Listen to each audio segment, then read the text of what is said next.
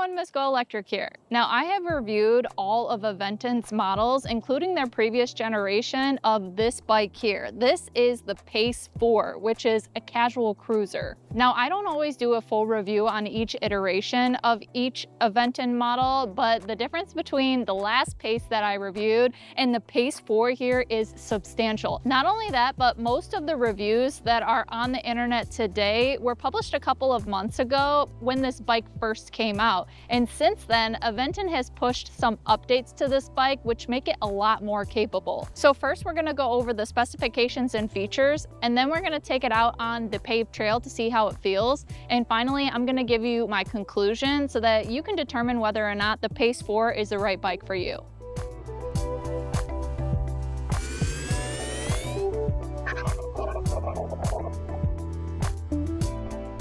The Aventon Pace.4 is shipped as a Class 2 e-bike, which means the motor can help propel the bike to speeds up to 20 miles per hour while pedaling, and it has a thumb throttle that can initiate propulsion without pedaling up to 20 miles per hour. Like most Aventon e-bikes, the Pace.4 allows riders to software unlock the bike to offer motorized assistance up to a maximum of 28 miles per hour while pedaling. This rear hub motor can deliver 500 watts continuous power and peak power of 864 watts for a maximum of 60 Newton meters of torque. Dual torque sensors measure the rider's pedal force position for smooth assistance matching. The UL2271 safety certified battery operates at 36 volts using LG cells with a capacity of 20 amp hours. That's equivalent to 733 watt hours. The battery is easily removable using the bike's app or control pad. It can be optionally secured with a customizable 6-input passcode. The bike comes with a 4-amp charger, which should deliver a full charge in 5 hours, whether the battery is installed or charged outside the bike frame. Aventon advertises a maximum range of 70 miles, with pedal assistance in eco mode, on flat terrain, assuming a rider weight of 160 pounds. The bike comes in a step-through frame with 3 available paint options: flint, blue steel, and mica, like I have here. The aluminum frame is offered in regular and large sizes. The regular frame is intended for riders between 4 foot 11 inches and 5 foot 7 inches, while the large frame seen here can accommodate riders between 5 foot 7 inches and 6 foot 1 inch. The bike is IPX5 rated for water resistance, with its components rated as IPX6. The Pace.4 weighs 58 pounds and can support a total maximum payload capacity of 300 pounds. This model includes Tektro hydraulic disc brakes with 180mm rotors. The trigger shifter and 8-speed Altus derailleur are made by Shimano. The aluminum front fork is rigid, and the tires are 27.5 inches in diameter by 2.1 inches wide. A 50mm suspension seat post is also included. The color display includes a USB-A port, which can supply electricity from the e-bike's battery to charge mobile devices and more. The integrated headlight and taillights with turn signals are standard. This bike does not include fenders, a rear rack, or a bell or horn. Aventon has a wide variety of optional accessories available on their website. The Aventon app is among my favorites in the industry. It allows riders to remotely adjust granular ride settings in each pedal assist mode, including creating individual cloud-based profiles. The app can record rides and allows users to engage with the enormous community of Aventon owners. This Pace.4 features the new Aventon Control Unit, or ACU, with an integrated 4G data connection and GPS receiver. These technologies enable location tracking and geofencing, in which owners set geographic boundaries for operation. The ACU can be used to remotely disable motors and lock out the rear wheel. The ACU's motion sensor can trigger a tampering alarm and even send notifications to the app if the bike is moved or stolen. A transportation mode is available to disable those technologies for transit. The bike can be set to auto shut off when idle for a user-defined duration, and can be set to lock when it shuts off. 4G data connectivity is included for 1 year. Subsequent annual pricing is currently set to $20 annually. Pace.4 owners get Aventon's comprehensive 2-year warranty and the benefits of one of the largest dealer networks of any direct-to-consumer e-bike brand, with over 1,800 bike shop locations. If you have an Aventon retailer nearby, they can assemble and tune the bike for delivery, make test drives possible, and deliver warranty service. All right, those specifications and features look pretty good, so it's time to take it out on the paved trail. Now this here is my Unit 1 Aura helmet. It is my favorite e-bike helmet because not only does it protect you at speeds over 25 miles per hour, but it also has some really amazing features. The integrated front and rear lights here also function as turn signals. The rear light also brightens when braking or decelerating. Those features enhance rider visibility and safety while riding. My favorite feature is the crash detection system. Sensors in the helmet communicate with the Unit 1 mobile app to send an SOS message to your emergency contact if you crash and are unresponsive to a safety check. The helmet has a magnetic brim which accommodates this default visor or optional magnetic lenses, including this one which dynamically transitions tint levels with up to 100% UV protection in dynamic lighting environments while riding. This helmet has several safety certifications including MIPS and is designed to protect e-bike riders traveling up to 28 miles per hour. Plus, I think Unit 1 helmets, backpacks, and other accessories look awesome. All right, well, I'm definitely gonna need this transition visor today because the sun keeps coming in and out. So let's do this.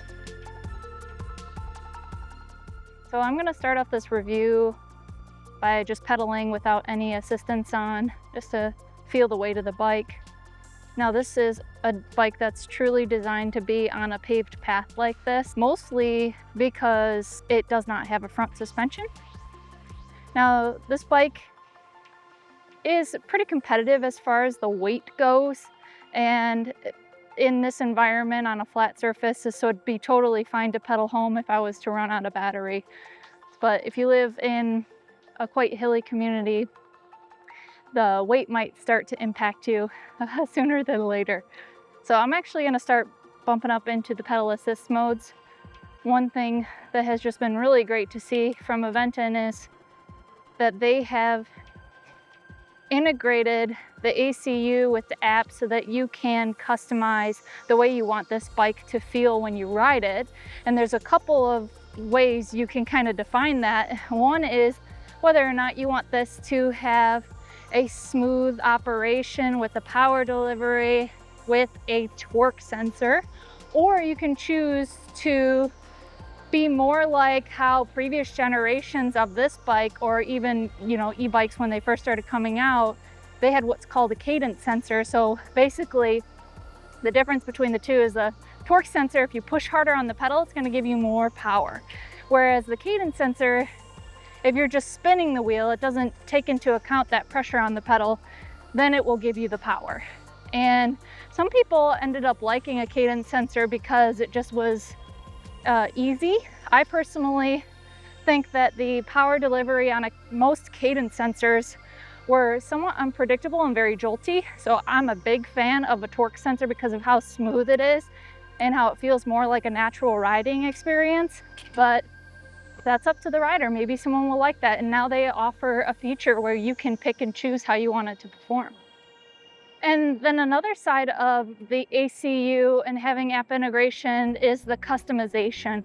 So you can go in the app, and when you're in the torque sensor mode, you can make adjustments so that you can basically have this bike perform however you want it to, how high you want the pedal assistance to feel, how much torque you want it to deliver in each one of the modes. So you have eco, you have sport, and turbo, and then now they've just pushed the update for the boost mode, which is basically going to give you the majority of the power that it's capable of.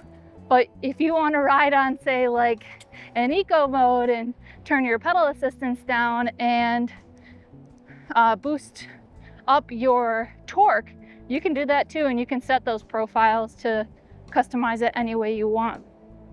But generally speaking, this is the same from all the other Aventon e-bikes that I have reviewed since they've gone to a torque sensor and customization with the ACU. This power delivery is very smooth. And to be honest, with a bike like this, it has a 500 watt motor, and there are some competitors that offer more, but honestly, I think this is plenty of power. It has a peak of 834 watts. And just for the casual cruiser, I think that that is just enough. And they've also, since the previous generation, unlocked this bike to give you speeds up to 28 miles per hour. And I really like to see that, because if you are gonna be riding a cruiser or a casual bike like this, then there's a chance that you might use it as a commuter, or, you know, take it out on the streets on bike lanes. And in that case, you do want to be able to keep up with traffic. So I like that they have gotten to that top speed of 28 miles per hour. And now that I have a little bit of straightaway, I'm actually going to test that out now. I'm in the boost mode, and let's get to pedaling. Shifting is smooth out of the box too, from what I've experienced so far. Climbing up in the gears, I'm in the 8th gear, and I'm pushing on the pedals, but not that hard, to be honest. And I'm going 28 easy on this flat surface. So definitely plenty of performance out of this, and easy to get up to that 28 mile per hour mark now that there's an 8-speed shifter. Sometimes there are brands that will only offer a 7-speed, and the 8-speed just ensures that you can get up to speed comfortably and not have what they call ghost pedaling, where you don't have any resistance and your feet are just kind of doing the cartoon effect of just spinning underneath you. Now this also has cruise control now, and in order to activate that, when you're holding down the throttle and you get to your desired speed, all you do is hold down the right turn signal button, and then it will just hold that speed for you, which is also really great for people who are going to use this as a commuter. Now I want to talk about the riding position with a bike like this. It is really designed to be more upright, and I do think it is a way more comfortable riding experience for a style of bike like this. So I'm happy with how it feels comfort-wise. And not only that, but the seat, the saddle itself is really comfortable. It's just the right amount of firm to cushion, in my opinion, and it's a little bit wider off the back, so it provides quite a bit of support. And the thing about not having the front suspension is I just went over that pretty big crack, is a lot of work is done with the suspension seat post that comes with the bike, so that adds a lot to the comfort as well. I love the grips. Now I am a little taller of a rider. I am 5'11". A lot of that is in my legs, but I have to have my seat up a little bit higher because of that. And I love this style of handlebar with the BMX style, and to be able to mount, you know, different accessories, whether you want to put a cup holder or a phone mount or anything like that. I love this style. It's a lot of flexibility. You can tilt it towards the rider, which I've done here to make it more comfortable. Now they say that this bike can accommodate riders from 4'11", which is really great for the shorter riders. I think they would really love this. And it goes up to 6'1", which is not as high as I was hoping. And I am getting a little bit of a, you know, a stretching type feel out to the handlebars, even though I have them tilted towards me. So if it was able to be, you know, vertically lifted a little bit higher, I think I would be in a much more comfortable, you know, riding position, sitting more upright. I am leaning forward just a hair. And I personally, on a bike like this, a cruiser, would love to be more upright, but that's just me. I don't know, what do you guys think? I'd love to hear your opinion in the comments below. So overall, I think this is a really great bike. I'm happy with the performance of the Tektro hydraulic brakes. We're gonna give it a stop here, just see how they perform. Yep, on a dime, nice and powerful, and I don't have to pull them back too hard in order to get this bike to stop. So really great performance there. Now, while we're at a stop, let's test out the throttle. I'm in boost mode. 3, 2, 1. Nice and smooth. And it peters out just at about 20 miles per hour, which is expected. So it does feel like it gives you more of the push in the mid-range of the throttle, and it's very gradual. It's not actually even an immediate response when I'm already moving.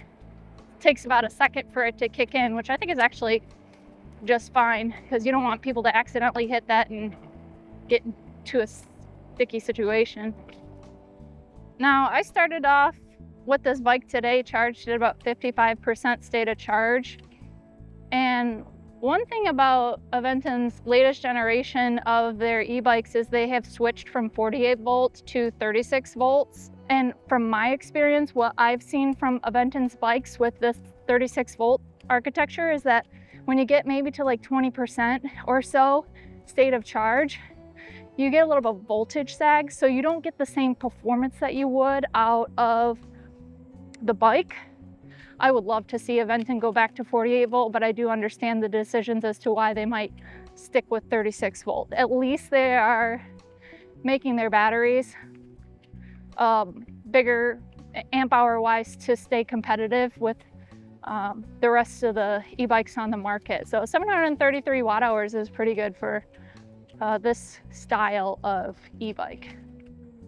And a bike like this is just so easy to ride because it has this really deep step through. So being able to stop and get on and off the bike is really easy. I'm a big fan of step throughs, and I'm glad that they do offer that here in this frame. All right, let's head back and I'll share my final thoughts on the Pace.4. Well, that was a fun day of riding. Here we are the next day, and I'm ready to get into the improvements that I'd like to see on this bike. So the first one I want to talk about is the completeness here. Now, I always say that any bike for the casual rider should include some common standard features. And that would include things like the integrated headlamp and tail lamps, which this does have, but this does not have fenders, and it does not have a rear rack. And I also think there should be a polite way that you can alert people around you, whether that is a bell for on the trail or even better, an electric horn when you're amongst traffic. By the time you add the parts to this bike, it is at the price point of the Aventon Level 3, and that even has a front suspension. Now, the Level 3 is a better bike than this, but the riding position is going to be different. And I think that the comfort on this, as far as the riding position goes, is better. Now, the second opportunity for improvement is a little bit of a stretch, but I really like this bike,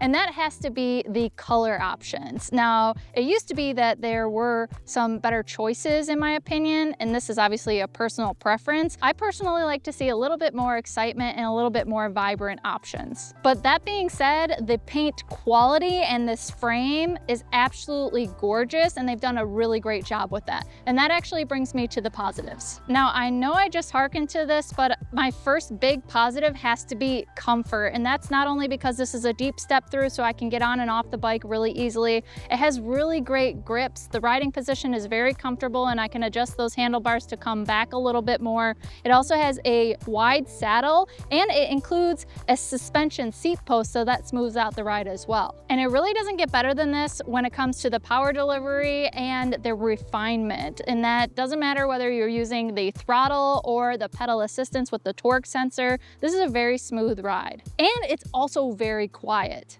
The next major positive for me has to be the technology. Now, Aventon does a great job with this ACU and incorporating things like location tracking, geofencing this bike so it can only work in a certain area, locking out the motor and making sure no one can take it. And I really love its compatibility with the app, where you can make adjustments to really personalize the bike and make sure that it operates the exact way that you want it to, with cloud profiles. And it also works as a bike computer, which means that I can plug right into this USB port on the handlebars and keep my phone charged up while that's giving me information about my ride, whether that is calories or how fast I'm going and what pedal assist mode I'm in. I can not only record those rides, but I can also see the map information as well. And of course, the app allows me to unlock the top speed to 28 miles per hour while pedaling as well. And actually, I've even gotten a couple of firmware updates on this bike already, and it's added features like cruise control. Now, the app also has a service feature so that you can find dealer support nearby. And that brings me to my final positive about this, is the support from Aventon. They are one of the biggest e-bike brands, so they have dealers all over the country. And so if you don't want to buy a bike direct to to consumer, you want to have somebody else build it, you can typically find a dealer that has what you're looking for in stock and they can build it for you. This is where you can test ride new bikes, and when you buy the bike, this is where they'll maintain it and provide warranty repairs. They also have a huge community of Aventon owners that you can share your experiences with in the Aventon app. Well, I hope this review was helpful, and if you want to learn more about the Aventon Pace.4, then I'll put a link in the description below, and if we have any discount code, I'll put it down there as well. Same goes for this Unit 1 Aura helmet too. Well, thank you so much for watching, and until next time, drive, fly, ride, go electric.